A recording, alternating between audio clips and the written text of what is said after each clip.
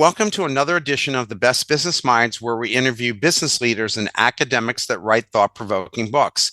I'm Marc Kramer, a serial entrepreneur who consults with family businesses and entrepreneurs. And for the next year, I'll be teaching entrepreneurship at Vinh University in Hanoi, Vietnam.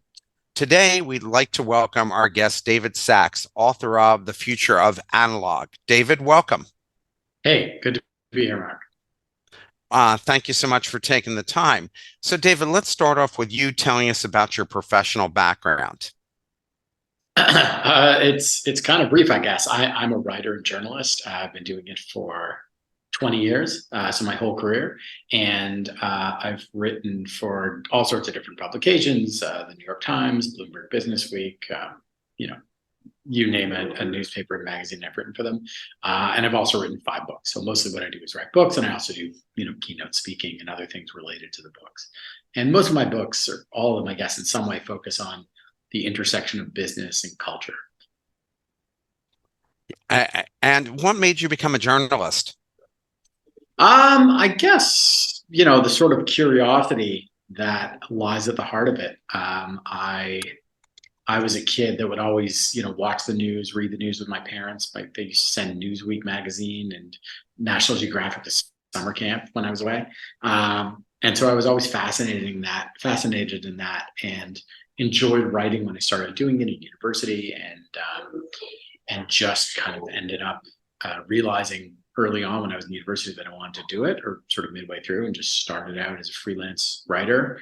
And that's pretty much what I've done.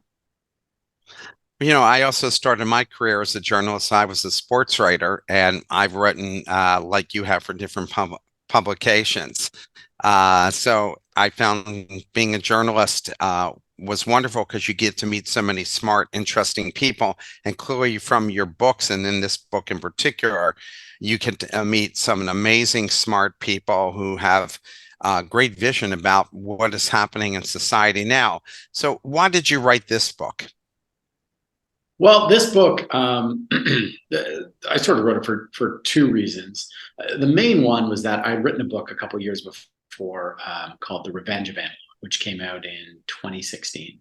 And that book had looked at a sort of ongoing phenomenon, which was emerging at the time. And that was the sort of surprising return of non-digital goods and experiences and spaces, vinyl records, film cameras, paper notebooks, for example, bookstores that had been predicted to die off because of digital technology, and that were now sort of growing again.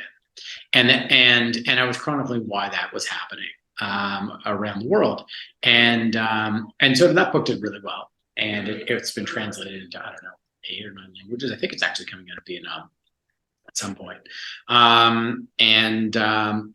And I was still talking about that subject over the following years, and I felt there was more there. There was I hadn't said everything I wanted to say, and I'd sort of been toying with this idea of what it would look like, and I was thinking around this question of sort of the future, because whenever I would give a talk somewhere at a conference, for example, in Korea, where the book did really well, everything would be predicated by, oh, well, we know the future is going to be digital, but what do you think about that, analog guy? I'll say, well, hold on. Why are you presupposing that? Who decreed that the future of everything is digital? It had just been kind of accepted as this gospel. And so I was playing around with this idea, and I was talking to someone about doing a podcast around it, and maybe there was something around the book. Every couple of years I would come back to it, and then it's March 2020.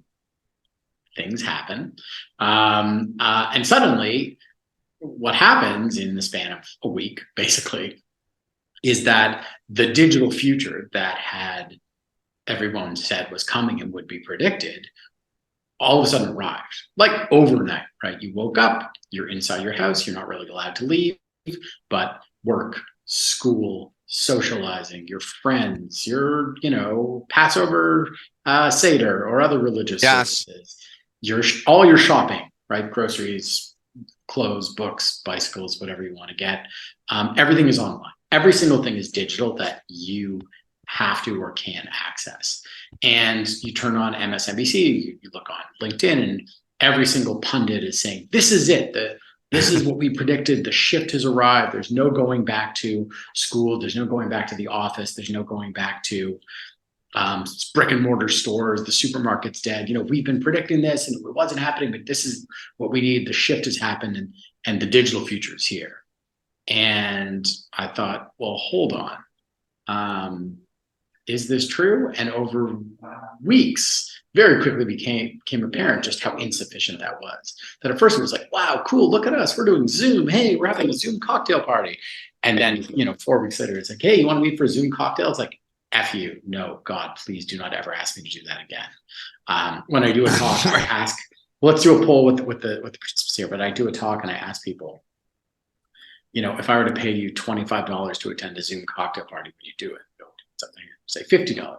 One person goes $100. People are like, okay, fine.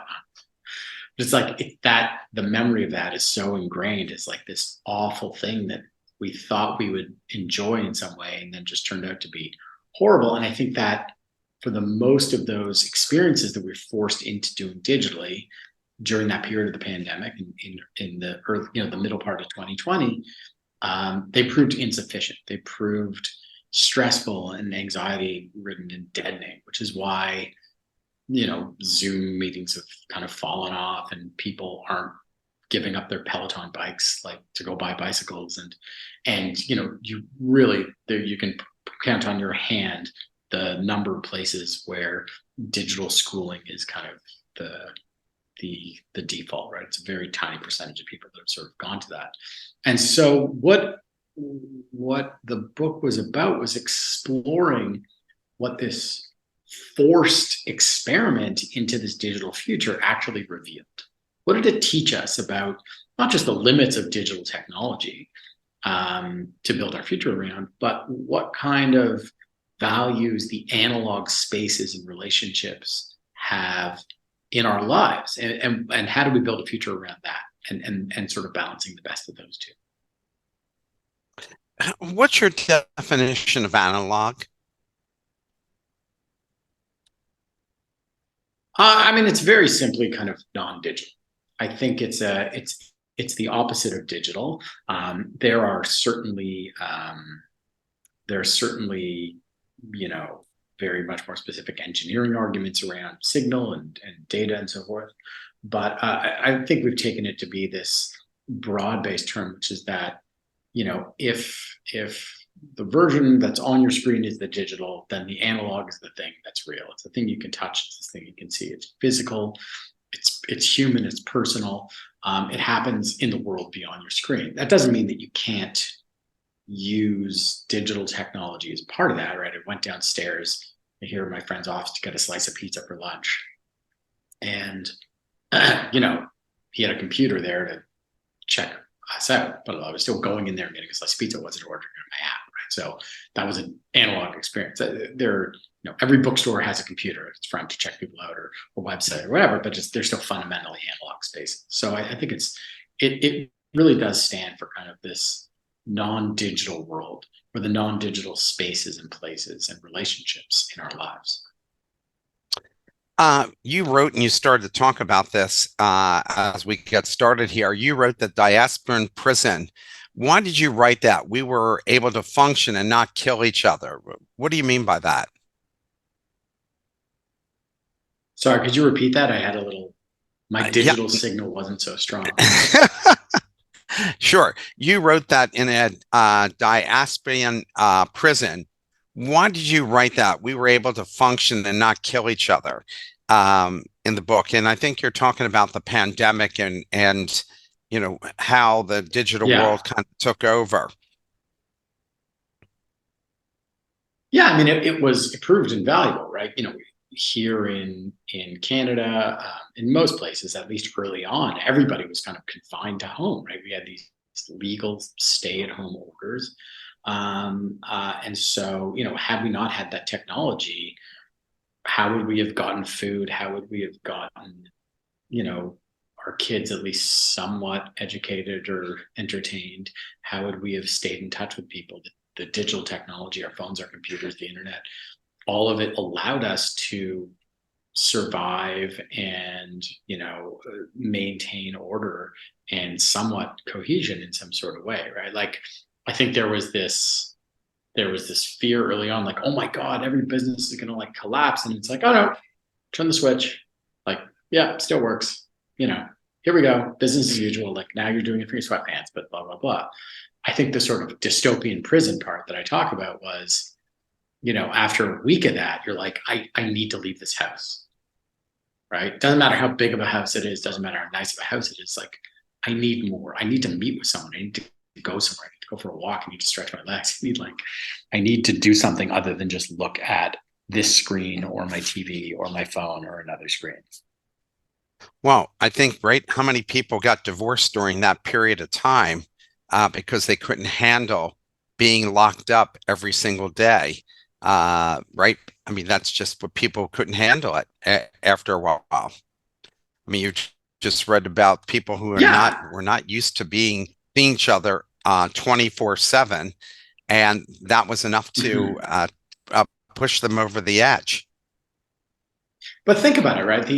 This promise of the digital future, um, which had been sold to us by, technology companies, by Silicon Valley, by people who were sort of enthusiastic about that for really decades. I mean, we're talking going back to the 1970s, the predictions of the paperless office and, virtual this and virtual that, virtual school, remote video, everything. Like all of that was this sort of like, this is what we're heading for. And isn't it going to be great? And it was all predicated on the notion of you never need to leave your house. And I was like, awesome, I never need to leave my house. And then it's like, hey, you can't leave your house. And it's like, oh my God, this sucks. And you're like, wait, what do we do to people who commit the worst possible crimes, except in certain states and Vietnam? We lock them up and they can't leave their house or their room, right? Like all of a sudden the future we've been building was one where we were willingly adopting solitary confinement as the default setting because it was easier or cheaper, or the technology allowed us to do it without ever thinking whether that would be something that would be better or preferable. And over the course of, the first year of the pandemic, or stretching on, depending on where you were, in places like Asia, in places like here in Canada, where restrictions stayed in place longer, kids stayed out of school longer, like you really saw those limitations. And you really got a very clear contrast of what the screen gave you in that world and that sort of promised future, and what the real world, the analog world that was, vying to replace offered us. By the way, I think if it wasn't for streaming services, people would have killed each other. And I think the government couldn't have kept it. I don't think the government could have locked us up for as long as they did if there weren't streaming services, because people needed to be entertained all the time and were losing their minds. But even then, What do we look? but even then, I think it's like, for years, I would be like, someone's like, oh, you haven't seen The Wire? And I'm like, no, I haven't seen The Wire. I'm like, oh, when Uh-huh. I get locked away, when I get, I don't know, if I have a 5-month period where I can't leave the house and watch The Wire. And I was like, okay, there you go. And like, did I watch The Wire? No, I could barely watch anything. Like there was only so much I wanted to watch TV. I needed more. And maybe I'm just someone who's more active and social than other human beings. And I know plenty of people who just watch like 9 hours of TV a day after doing, 9 hours of work on their screen. But it's like the last thing I wanted at the end of the day was to like look at another, streaming screen.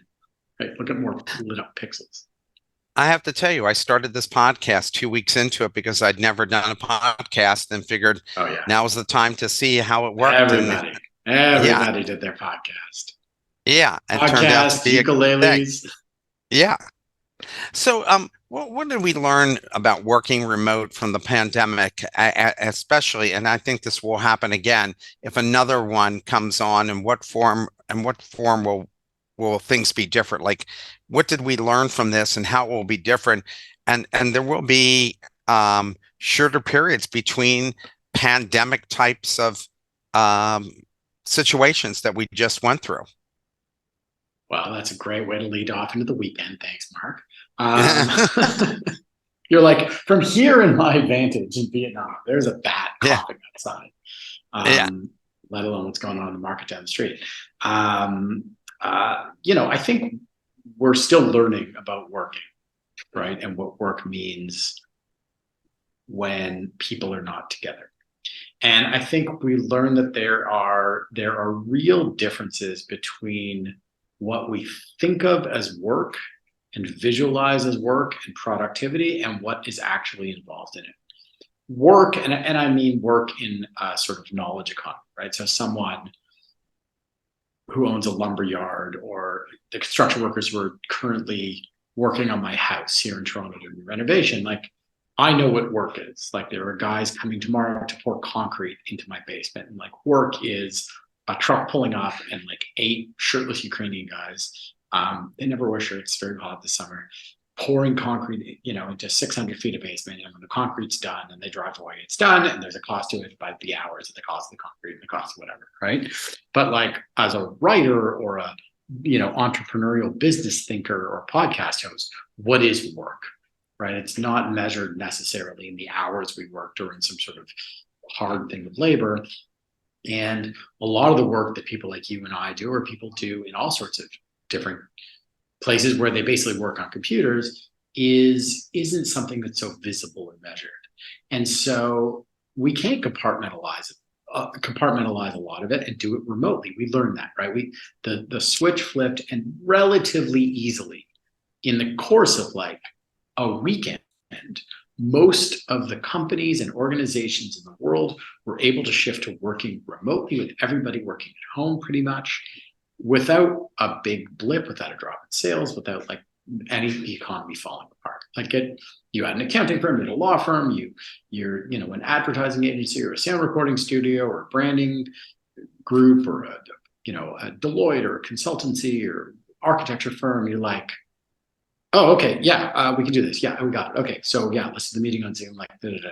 And I think that was the sort of promise of the paperless remote office for years. Was like, we don't need these places. I'm in an office building right now that's largely empty from what I'm seeing.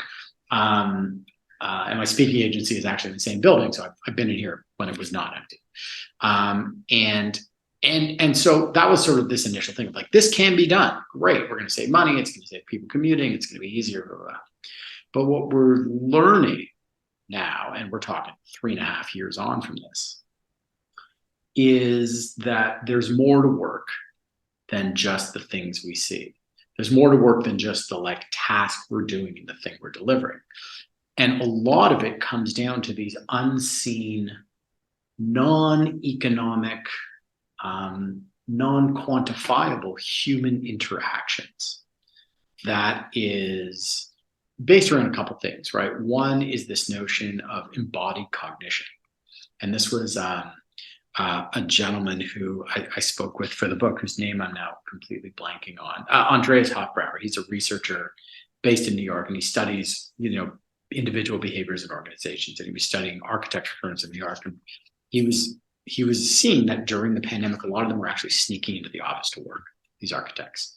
And he was tried to pin it down it was, and he said it was this notion of embodied cognition, which is that the human body works in space, right? Like you can direct your thoughts into the computer, but we're still part of the physical world. And a big part of that is the way we interact with that world in the space. And a workspace, an office, a studio, whatever it is, there are things there. You see things on the walls, especially in an architecture studio. There's materials, there's samples of tiles and panels and paints. Someone else has a drawing on their desk, and all those things each day that you pass on your way to the elevator or to go take a whiz, or on the way to a meeting, they all add up to a body of knowledge that your brain just pulls in and sort of builds upon. And that's embodied cognition. It's the understanding that comes from sort of your body being somewhere. And on a computer, digitally, the only information you get is information that you are like purposely seeking out or is purposely sent to you, right? Unless it's sent in a text file, an image file, a sound file, or a video file, you're not just going to wander upon it. It's something that you have to find or have sent to you, right? Information is like capital I in that sense. And so you miss out on all the things that aren't in the report, that aren't in the email, right? All those other bits of info that that is knowledge and has value. And the other thing we learned, I think, about working remotely is, and this again, the research is starting to really come out about this, is how relational work is, right? Um, you and I are colleagues, we work in an organization together. Let's say we're co-professors at Wharton or whatever, or we have a consulting company, like we can talk, we can speak on the phone, but the relationship is going to be stronger. That the meeting, the feeling, that the flow of information is going to be much stronger always if we're in person. And that's because of how humans have evolved to interact and talk over hundreds of thousands of years, right? And so what was being lost and what they're starting to chronicle now is the value of those relationships, which is people remotely digitally work on specific tasks. They will do the thing that they're told to do. They work on that thing, but coming up with new ideas, brainstorming, the types of thoughts and cohesion and bonding that happens when someone is sitting next to you and you see them every day and you walk down for lunch and you have those conversations, like that has a value. And it's not as easily measured as the cost of rent per square foot or the output you have of certain units or certain deliverables or whatever. That's easy to measure digitally. It's easy to sort of do that. But it's like, what is the value of Mark and David having lunch twice a week, and they come up with ideas, and those ideas eventually actually turn out to be the things that become the products or services that gives our business an advantage. That is a harder and less tangible thing to put your finger on, but it's the essence of success, right? When you think about two different companies, and one's successful and one's not, you know, what is the difference between them if they're making the same products, right? It's those relationships, it's the ideas. It's not like a certain deliverable or process that software can just make better. Well, also corporate culture goes out the window, right? I mean, how can you have a corporate culture if there's no corporate? Or culture, yeah, exactly. And a culture is people, but if it's not just people atomized on their own, it's the relationships that happen when those individuals come together as a group, as a cohesive unit, in the same way that happens with a classroom, in the same way that happens with, I don't know, a summer camp, or a unit in the military, or a team, right? Any other group of people. It's like, but when we're all working remotely, we're working as individuals. We might be in a team, but if the members of the team are just fulfilling tasks on their own, isolated, and there's no emotional, relational, social tie-in, your bandwidth is limited. Doesn't mean it can't be done. It just means that there's a limitation to it. But I worked for a real estate outfit out of Florida and developed an innovation center for them to get people to come back in. And the one thing that you're able to tell, especially young people, a lot of young people did not want to come back to the office and really enjoyed working from home. And so the mission, what we put out there was, if you're looking to be promoted, or if you want to just have the same salary with just cost of living increases, great, you can work remotely. But if Yeah. you wanted to move your career forward and take on more responsibility, how's that possible if people don't work with you day to day to learn what kind of person you are and improve your skill set? How's that even possible? And we Yeah. And start to how do you see learn? where people, yeah. Yeah. How do you learn to, you want to be a manager, you want to be an owner, you want to be like, it has nothing to do with your particular skill set in selling real estate. It has everything to do with your ability to relate to other people, to inspire them, to lead, to hear from them, to be empathetic, to notice people's strengths and weaknesses and learn how to coach them and learn how to teach. That's human, that's relational, and that's almost impossible to do remotely. As you wrote in the book, the American Psychiatric Association reported a majority of people felt negative health aspects. Uh, what does that tell us about the future of really working remotely and saving money on office space and support systems? Because I've seen, like, there's a major law firm in Philadelphia that's reduced their footprint, and now they're calling it hoteling. So nobody has an office, and you come in Right. 2 or 3 days a week, and they just assign you a space.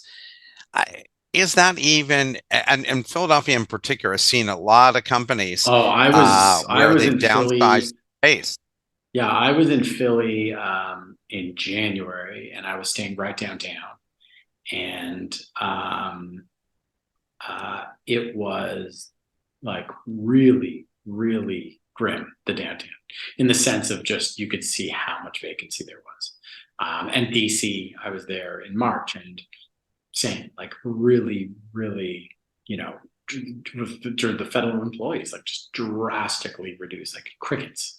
Um, uh, and yeah, what is the long term consequence of this? I mean, I think it's an experiment that's just ongoing because I think there are firm economic realities. It's like it costs a lot of money to build and rent and service an office, and what the market was paying is probably not worth it in certain areas if people aren't going to occupy it fully. So that's a kind of, how do you work with that? How do you deal with that space? People do like the flexibility, and the flexibility is good. I don't think it's people never want to come into an office again, or only want to work from home for the rest of their lives. There are certain people. I think most people just want, what they saw and experienced was this level of kind of freedom and flexibility with their time to say, hey, like, I'm happy to work for this thing. I want to be with people, but like, I got to pick my kid up at 5 every day from school. And it's much easier when I can do that. And I'm not like 45 minutes driving there from some place that I'm sitting in where I'm not actually meeting people. So do I need to be there every single day?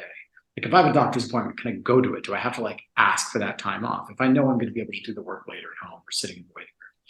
And I think that degree of freedom and the kind of trust that an organization has in its people is a hard thing for an organization to give up. The manager was able to sit there in the office and look at people, and that was authority, that had some power to it. But it was that notion of control that is the thing that people were suddenly able to get away from. It's not the sweatpants. It's not, it's certainly the commuting time, I think, is a big issue. And that has more to do with, urban design than anything else. But I think it was this notion of people's freedom and the freedom with their time. And, it gets into what my friend Cal Newport, the great researcher and writer, has written about, which is it's really this outdated notion of productivity that we have to get around. And it's, we still think in the world of the information economy, in the world of largely services, we think on the same terms as someone operating a factory in the late 19th, early 20th century, or a shoe factory near you in Japan, right? It's like, you're here, we are paying your body to be here for these 8 hours, we are going to reward you this much per hour. Your physical presence thing that matters. And it does some of the time, it doesn't all the time. And I think we have to, if we can move beyond that, if we can move beyond measuring productivity in terms of minutes and hours, then we can sort of open the conversation to say, when is it important for people to be together? Or what work is important for people to do together? What are the things that are important for people to do together? And what are the things that people don't need to be here for, right? That they can have that freedom. And I think we're seeing that. We're seeing that play out. We're seeing the research that every organization, every business is doing their own running experiment with this. And it ain't going to be figured out tomorrow. Um, in the book, you believe there are statistics that support that this full-time virtual learning isn't good for young people. There are many online classes at universities for a degree in continuing education that are strictly virtual. Although you write it got a failing grade, can it be improved where you really don't need to be in person? And also, is there a period of time like 12 weeks as opposed to 12 months where there's a definite benefit with no to little downside? You're talking about higher education or education overall?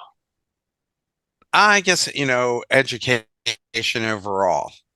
And by the way, Okay. when you said about higher education, I was a trustee for the state system in Pennsylvania, and back in the mid '90s, they were really worried that it would destroy the system by doing online learning. Like there wouldn't be anybody on campus.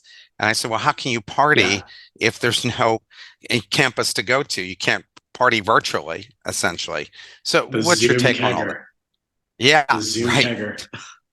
Yeah. The evidence is clear. Ask any student, ask any professor or teacher, ask any parent, pretty much at any school, at any level, anywhere in the world.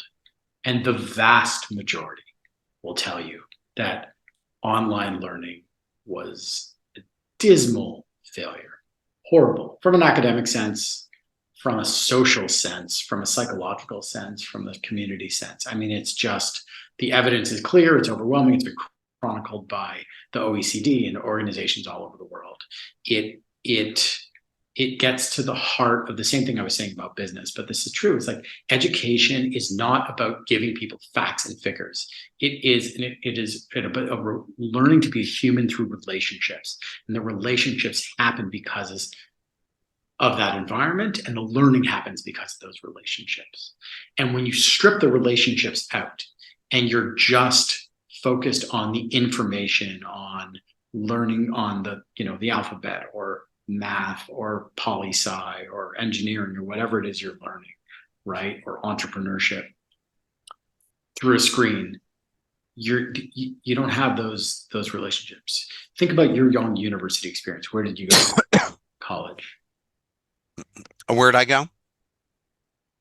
Yes. Is that what you asked? Yeah, West Virginia undergrad, Penn State for my master's. Two Okay. big party So, schools.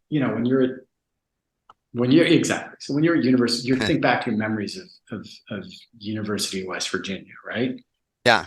What was the most important thing you learned in a class, Mark? Most important fact or like theory that a teacher taught you that's helped you? I, the actually only thing I remember that I thought was interesting was that a professor said to me that what we do is just show people that you have the ability to learn. Right. That's the only thing, but really it's the social interaction with That's all the people. and the professors, right? That them saying that. Like if he had said that over a Right. video call, Yeah. you probably wouldn't have remembered it.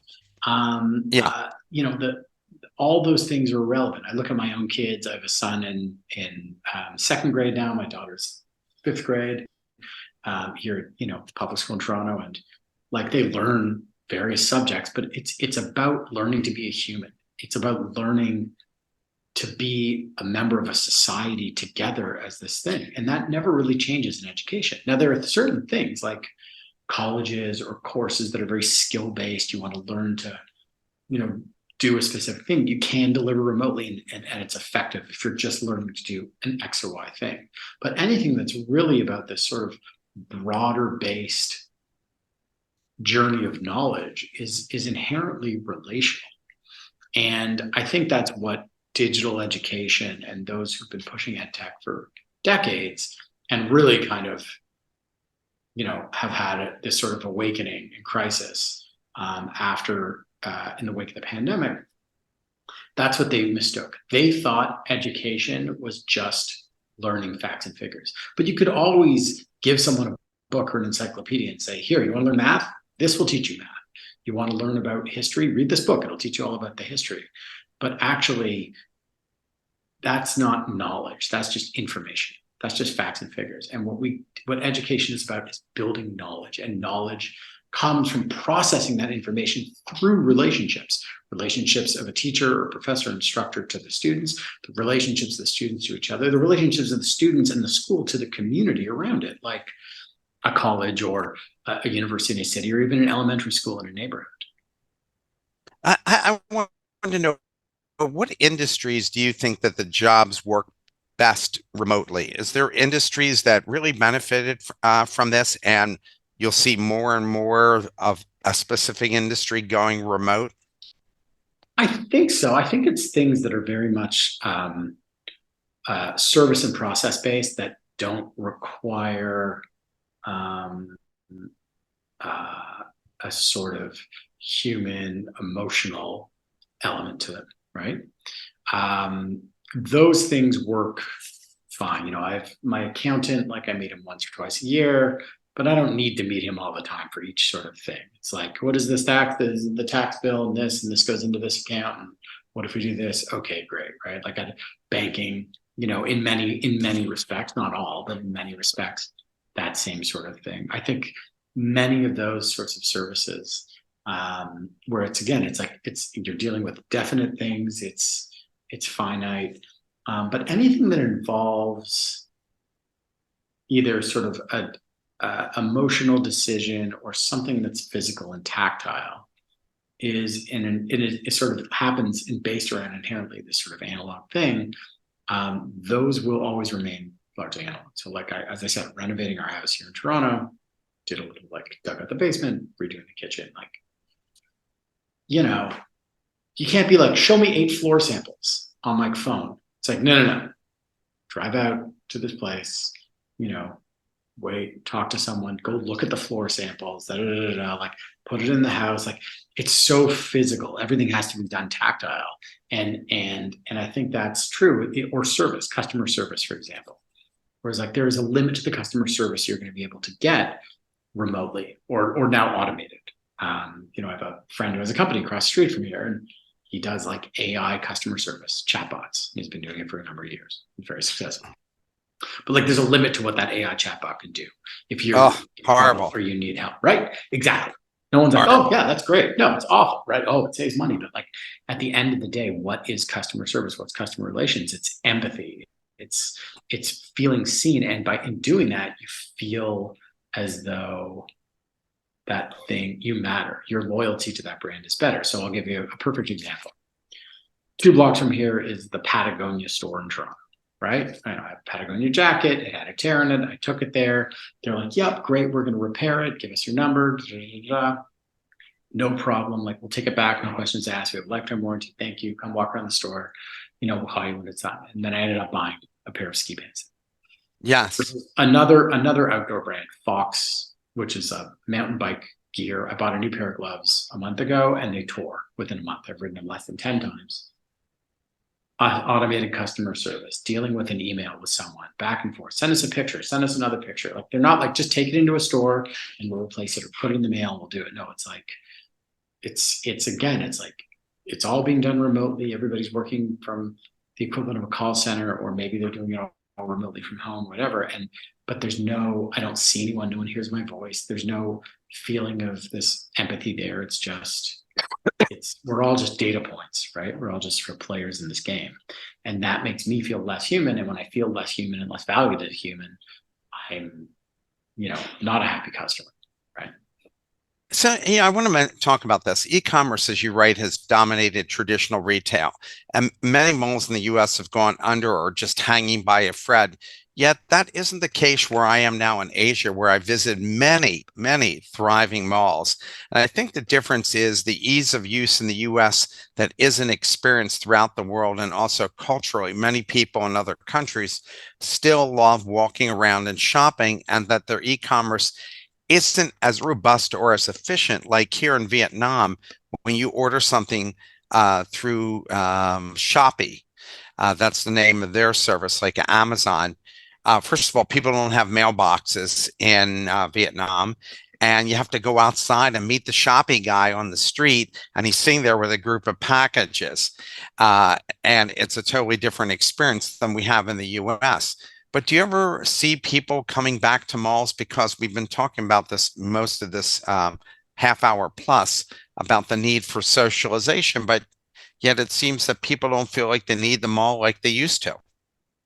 Okay. So you're a real estate guy, or you started as it, or at least, right? You said you worked in real estate for a I while. no, I'm one of my clients is in real estate, and I was Okay. helping them try to get people back in. Okay. Well, if you look at the issue of malls in the United States primarily, or around North America that are dying, some malls are doing fantastically well, and other malls are doing terrible. My brother worked in real estate private equity. He actually dealt with a lot of this for a couple of years.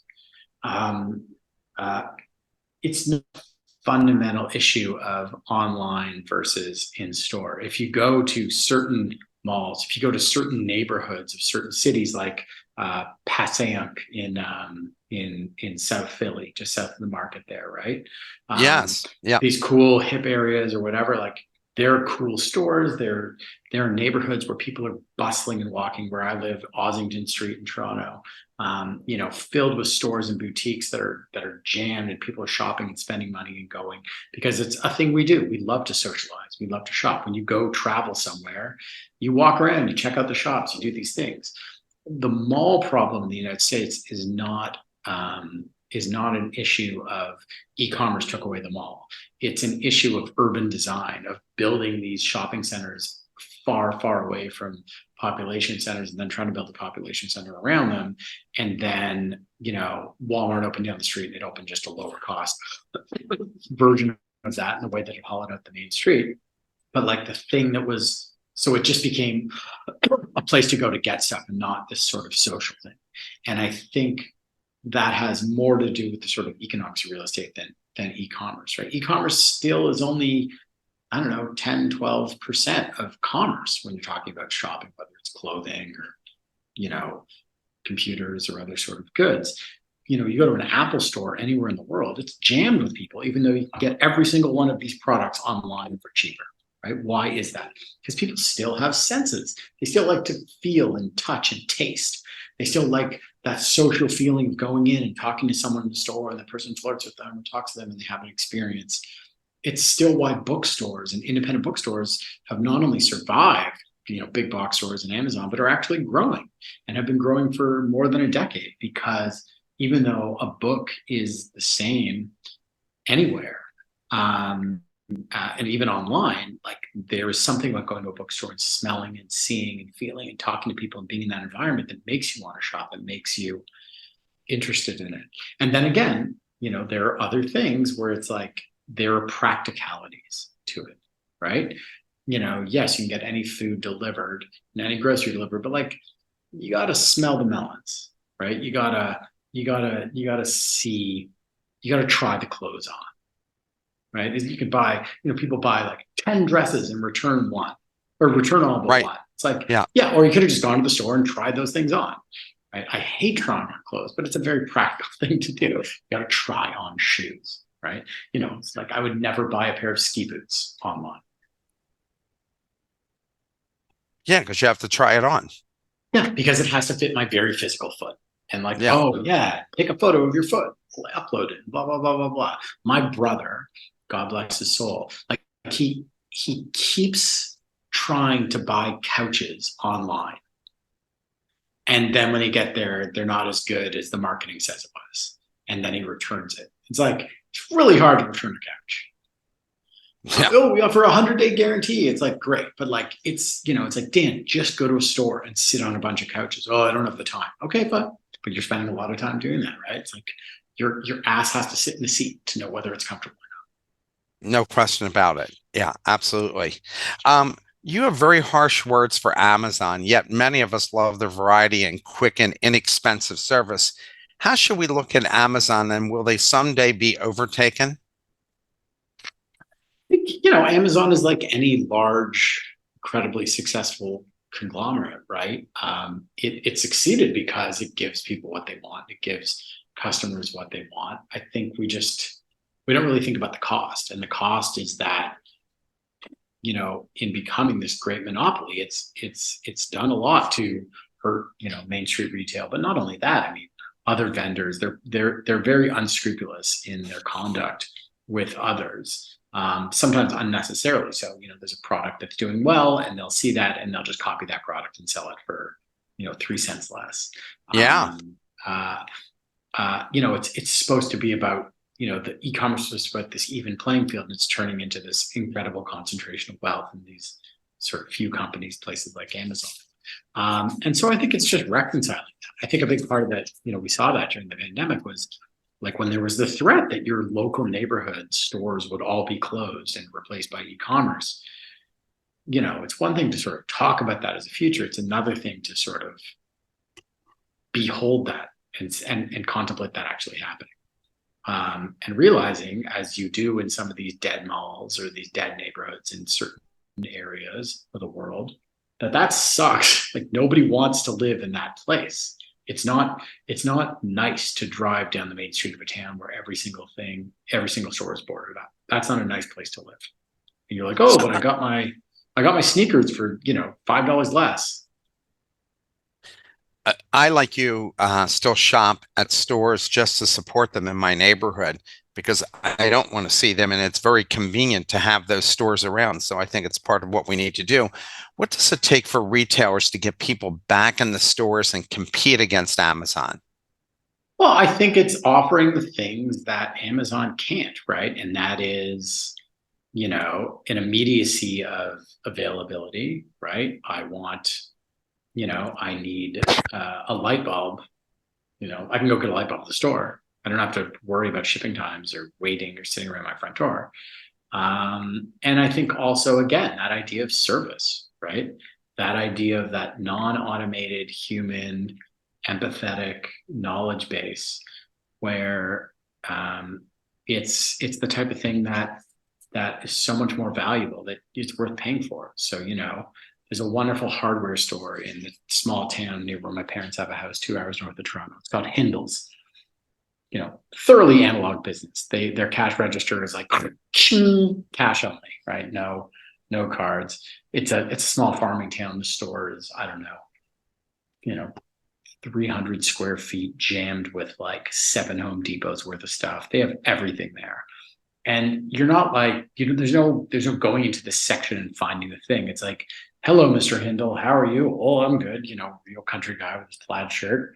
I'm having a problem with ground wasps, or here's a photo of this thing that I'm trying to attach to a trailer, or oh yeah, I'll do this. He'll cut the chain, he'll do the thing, and then he'll write you up a bill like $6.42, cash only.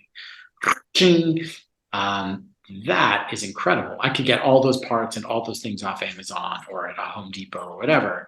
But what I can't get is that knowledge and that service, and also like the pleasure of going into a place like that, which is just incredible. Your eye wanders, you're touching things, you're always getting something that didn't go there to get. It's fun. So I think that's what it is. It's like, it's that fun, it's that discovery. It's not just shopping to buy this thing at the lowest price. It's shopping is this part of this human activity. As you're right, the digital world was supposed to promise us a better life, but maybe in more ways bad than good. We don't socialize as much as meeting friends for shopping. Our kids aren't playing ball outside with their friends because they're playing video games, and everyone's worried about getting enough likes on their Facebook page to feel loved and not feel like a loser. So, what's your verdict on the digital world? I mean, I don't think there's a digital world. There's digital technology that we use for work, for entertainment, for staying in touch with people, or some mix of all three, and education, let's say. And then there's the world, right? Like, look up from your screen right now. I'm actually looking at another screen in this room, oddly enough. Huh? There's the world around us. It's still there. It's a big, beautiful, troubled world. And the things that give us the greatest pleasure and meaning in the world, time with loved ones, friends, family, eating, nature, experiences, music, culture, having a great lesson, going to a conference and meeting people and being really having an interesting interaction with work. Like, none of those things are about technology. It's the things that made the human experience what it is all along. That hasn't changed. That's not going to change no matter how good the technology is going to get. And so we need to think of digital technology as what it always been, which is, tools that we've created to help us through live in this world. But the world is still center stage. And that world is analog. As long as we're, flesh and blood creatures on this spinning rock, that's what it's going to be. That's the truth. Sears was around for, oh, you know, what, 125, 150 years, and they were as solid as any American company and produced their own business catalog for over 100 years and had an enormous head start. Why do you think Sears failed? I mean, my gosh, they were a colossus. I mean, you know, point to any company that failed. My first book that I wrote about the Jewish deli business, I remember talking to someone about when the Carnegie Deli had gone out of business, or another deli gone out of business, and they said, well, they didn't fail by making too much money, right? Like Sears and anyone, they'll paint their demise on, oh, digital technology. Amazon came along and sort of killed their business. But I mean, there are other stores that are doing fabulous right now. So why them and not Sears or Kmart or, Woolworths or whatever, right?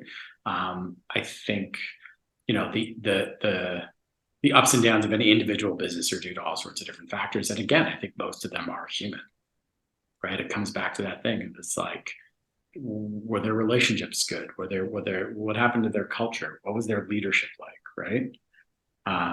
It wasn't a question of did they, build an e-commerce platform fast enough and better than the next person. It was probably some other factor, that intangibles of business that are always about the humans behind it. Not that I'm an Oh, expert on Sears. I did buy my vacuum there before they went out of business in Canada, unlike the bankruptcy sale. And it's yeah, still running. It's still running, baby. yeah, and they used to have really good quality products as well. Are there any up and coming analog companies that we should pay attention to that's what their focus is? Well, I think it's not there are certain companies that do a lot of analog goods. I think paper companies or publishing companies, but I don't think it's analog and digital companies. I think you have to look at things through the lens of their approach to business and the world. And so what bless you, what is an analog company, right? Thank you. It's a company that I guess the majority of their operations are offline. But that might be, it might be a grocery chain, it might be a restaurant, it might be any number of these things. So there's not, are there analog conglomerates? I mean, who's to say? Is a car company an analog company? It's delivering a physical thing, even though it's packed with sensors. I don't know. It's a hard question to ask. None that I come to mind right away. How often do you unplug from the digital world? And if so, what's your advice to others about taking time off from it? Yeah, not as often as it depends on the time of the year and what I'm going into. I'm really good in the summer. Now this first week back to school and dealing with everything has just been like I'm on my phone way too much. Most of the time, just wasting away on it. I think I try to do it, when I'm with my kids at night.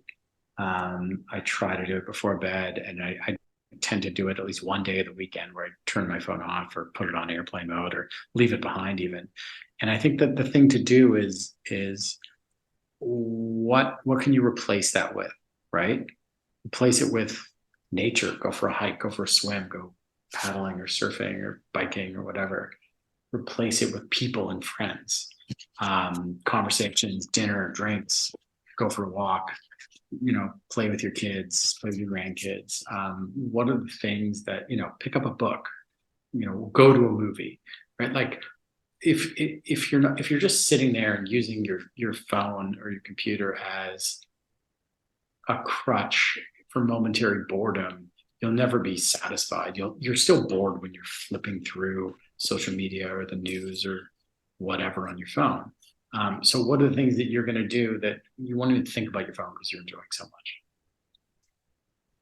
Here's a question from the audience. Isn't it time for Yeah. digital reset, a rediscovery of what matters as a new way to educate that brings back more critical thinking and exploration of the analog world and swing the pendulum away from technology-focused life? Well, I definitely think so in education, and I think even in sort of what that person's alluding to, and maybe even in a way of sort of public health. And you're seeing this, right? You're seeing that there is been a drastic increase in loneliness and social isolation. It's one of the leading causes of addiction and mental health disorders and anxiety and early death and all sorts of different factors all over the world. And at the heart of it does lie sort of the overuse or the over reliance on social media and digital technology in a lot of ways. So I think like there's now talk of banning phones in schools. And 10 years ago, all the talk was how can we give students in schools more phones because that's really going to be the future of learning. This is how they do it, and it's going in the opposite direction as the evidence has come out and the experiences come out. And so I think that's positive, right? There's really a lot of that sort of stuff, but it's hard to do because we all feel we need these things. These things are powerful. There's big economic forces behind them. There's money to be made from them. There's not as much money to be made from like going on a walk. I have to say, when I was a kid in middle school, my whole educational abilities got turned upside down because they decided then to take a group of us who they thought were reasonably smart and have us teach ourselves. And that we would go using film and slides and everything, and there would be no classroom. And we were part of this grand experiment that was a miserable failure that some of us fell behind by a year. And so when I saw this happen with the pandemic, I related to it right away. Yeah, yeah. I think so. I think yeah. I think there is this sense of a reset, and that doesn't mean getting rid of your phones or computers, but it's again it's this acknowledgement and honest experimentation that these things are powerful, but they don't only do good. You don't just need more of them to make things better. Where do they improve your life, and where do they make it less? And that's true for households, it's true for individuals, it's true for organizations, right? Where does being online all the time make us better, and where does it not? So And how do we create that balance? here's my last question to you, and this is going to be an obvious question because you probably asked this a lot now. What's your take on AI? Is it a force for good, or should we be nervous about it? And and what impact's that going to have, just like the digital world's had? I think, like all technology and digital technology, and the internal combustion engine, whatever, like anything has the seed of good and bad in it. You can very easily see with AI where both could happen, right? You could, new drugs can be invented, but also new poison, um, you know, so on and so forth. Oh, it'll be great to, for defense, but also your enemies. Like, you're seeing a million different things can occur. And so I don't think of it as particularly evil or particularly good. What I find again is this narrative trap that we're like, oh, well, none of this stuff matters because AI is the only thing that matters and it's the future. And this will change everything. Therefore, the only thing business or entrepreneurs or people should be talking about, thinking about, students should be learning about is AI and how to use AI. This is the future and everything else behind it is kind of irrelevant. It's like, the truth is we're still humans. We still are these flesh and blood creatures. We still relate to the physical world around us. We're still a society that's based around relationships and emotions and chemistry, and that's not going to change. And so if AI can help that and enhance that, great. But if it gets in the way or it doesn't, then it doesn't have anything. And we just have to remember that the human experience is the central experience. It's the point of the show, right? We're Yeah. not there to just because something can be done doesn't mean we have to serve. Do you worry about that as an author? I mean, I hear lots of writers, and my daughter works in one of my daughters works in Hollywood, and of course now the studios are thinking to themselves, you know what? We only have to give them the idea, and it pumps it out for us, and we don't have to pay writers anymore. It can all be done using Right. AI. Right. And I think that is, it's kind of begs the question, well, if something's so formulaic and it can be so easily done by a computer that's just cutting and pasting everything that's been done in that genre and then just like presenting an average of it, like what does that say about the way you've been greenlighting shows, right? In Hollywood. It's like, oh, another sitcom about a family living in the suburbs with a wacky neighbor. It's like it's just all that does is increase the value of original thought. So as someone who tries to crap out original thoughts on paper, I said great. And if it can help me do it in some way by formulating ideas or coming up with stuff, that's wonderful. But like, is it going to replace original thought? No. Yeah, It just I'm it with just makes it more valuable. I'm with you. Sympathy, solidarity with your daughter. Dave, I hope you're going to write another book, and I hope we'll have you back on. I really enjoyed reading your book and Thank you, having Mark. this discussion with you, and not a single person left during the entire hour. So I know God that they bless him. really enjoyed the conversation. I hope Thank all you. of you have a good rest of your weekend. We'll look forward to seeing you next week. And David, we'll look forward to staying in touch and following you. Thank you very much, Mark. It was a real pleasure. Have a great weekend.